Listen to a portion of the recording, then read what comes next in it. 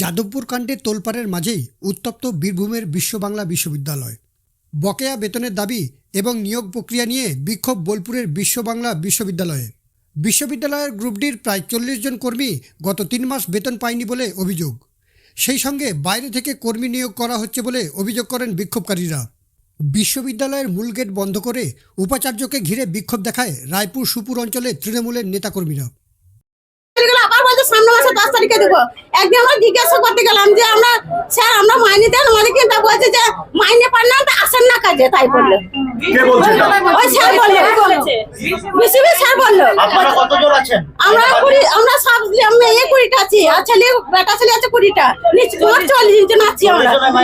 40 জন একদিনও মাইনে পায় নাই। আমরা ডিসেম্বরের 2 তারিখ থেকে জয়েন করেছি। এখানে ক্যাজুয়াল স্টাফ হিসেবে সুইপার গার্ডেনের পোস্টে নিয়োগ করেছে। তো গত 3 মাস হয়ে গেল, এখনো গার্ডেন সুইপারে আজ দিচ্ছি কাল দিচ্ছি বলে এখনো স্যালারি পে করেনি। বাহানা দিচ্ছে কোম্পানি পে করছে না, কেউ বলছে ইউনিভার্সিটি দিচ্ছে না। এভাবে আমাদের হ্যারাসমেন্ট করা হচ্ছে। এবার 3 মাসে কোনো রকম পয়সা নেই, আমাদের কোনো রকম মাইনে পাচ্ছি না। আমরা ডিসেম্বরের 2 তারিখ থেকে জয়েন করেছি। ডিসেম্বর, জানুয়ারি, ফেব্রুয়ারি 3 মাস কমপ্লিট হয়ে গেছে। আমরা এখানে দাবি নিয়ে এসেছি, যে সমস্ত ছেলেরা এখানে কাজ করছে, সিকিউরিটি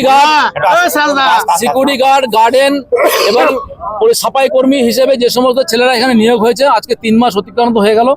আমরা ভিসি সাহেবের অফিসে এসে বারংবার বলেছি, 10 বার আমরা ওনার সঙ্গে বৈঠক করেছি যে অন্তত গরিব মানুষ যারা কাজ করছে ওদের হাতে অবিলম্বে আপনি 1 মাসে মাইনে দিন, বাকি মাইনে আপনি আস্তে আস্তে চালু করবেন। কারণ যারা খেটে খাওয়া মানুষ যদি মাইনে না পায় 3 মাস ধরে তারা সংসার চালানো যাচ্ছে না। কিছু বাড়ির লোক আছে অসুস্থ, ছোট ছোট বাচ্চারা আছে পড়াশোনা করছে, তাদের বাজার করার পয়সা নেই। আমরা এটা 3 মাস পেরিয়ে গেল, তাদের 3 মাস পুরো টাকাটাই বাকি, এখনো মাইনে চালু করেনি। কারণটা সেটা আমরা বুঝতে পারছি না যে ভিসি সাহেবের কি অসুবিধা, এই গরিব মানুষের মাইনে দিচ্ছে না, প্রথম কথা।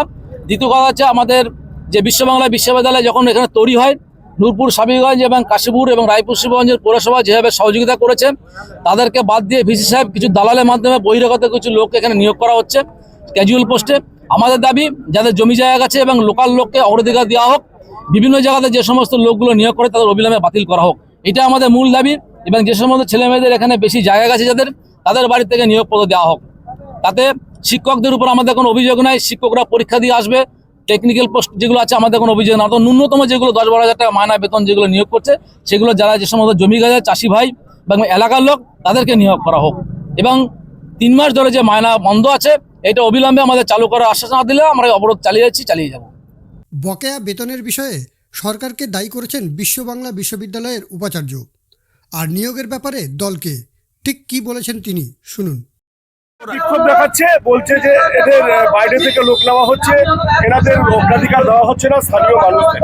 এই অভিযোগটা কতখানি সত্যি? একেবারেই সত্য নয়। তার কারণ যিনি বলছেন এখন, তিনি তার যে দেওয়া লিস্ট আমরা তাদেরকেই সবাইকে দিয়েছি।